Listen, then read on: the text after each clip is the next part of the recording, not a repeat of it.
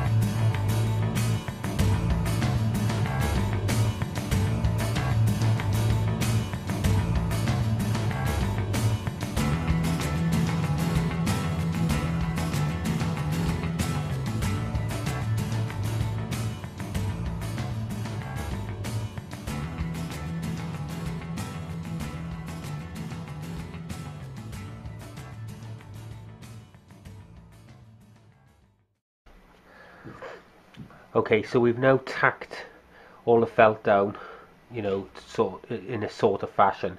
We're now going to secure it even more with some just little bits of batten, and we'll screw that up as well, which will make it nice and tight. So that's the next stage. I'll let you watch when I'm doing that as well. I'm sorry about the limited angles we have here, guys. Unfortunately, you're having to sit in the summer house because it is absolutely tipping down. I'm soaked through to the bone, but at least you're getting to look to see what steps are what for each section.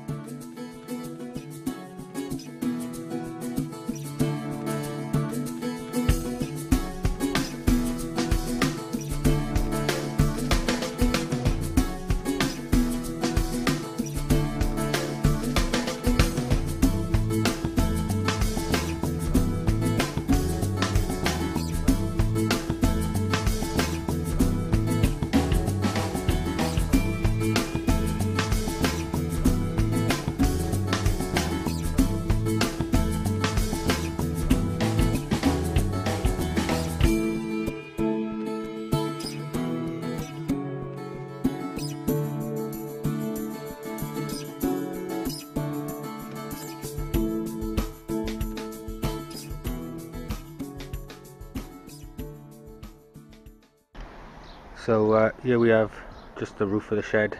As you can see, we've used 3 strips of felt. Each strip has been bitumen down, so it's not going anywhere, and it's also tacked. And then we've got these 3 strips going from front to back, which will hold the felt down as well in really bad storms. It gets a lot of wind here. As you can see, we've got the guttering up already. There's a bit of crap in it now off the shed where it's been raining yesterday, but that's all done as well. So that's the roof of the shed. A good solid roof, you know, you can get up on it and walk around, no problems. There's no flexing in it, so you know, so it really is a good solid roof.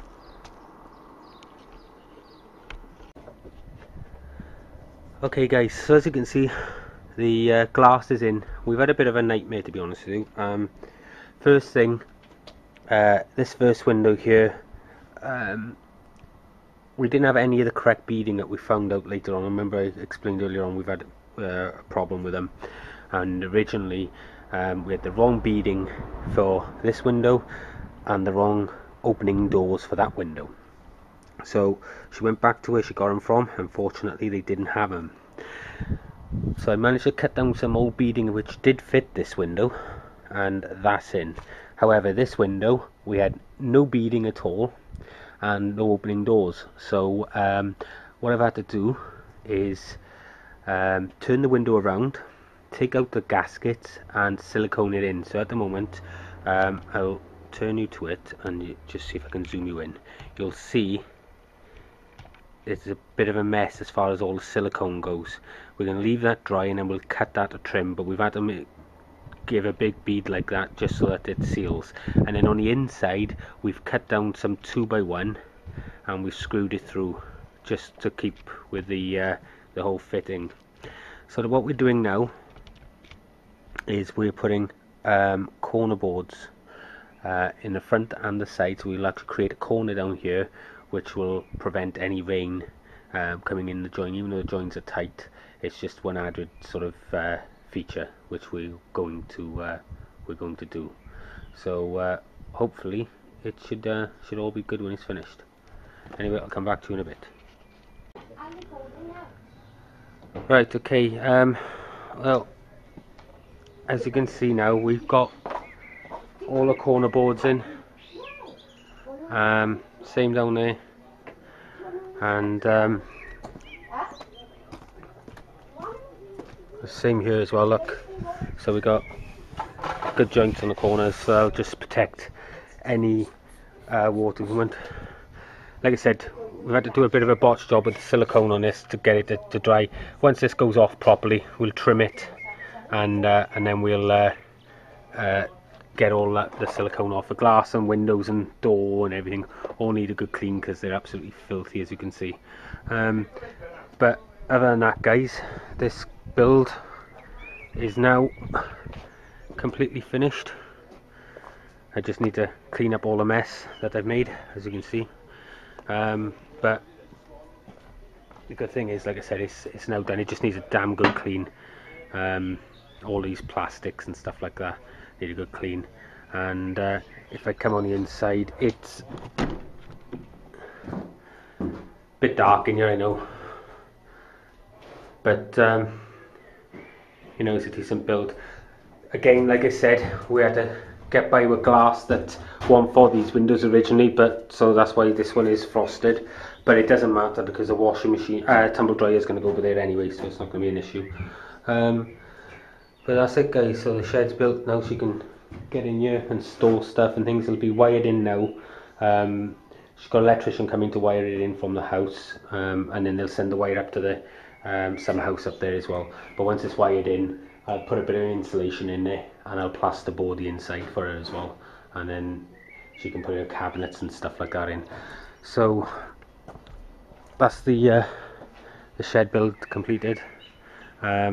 Hope you enjoyed watching the series, and I know some of them were a little bit disjointed, and you didn't get to see everything because of the weather. But like I said, you know, the main thing is it's now completely done, and you can see it all. So we've left the shed door open, obviously, but it's done anyway. Thanks for watching, and I'll see you shortly. Cheers, guys. Bye.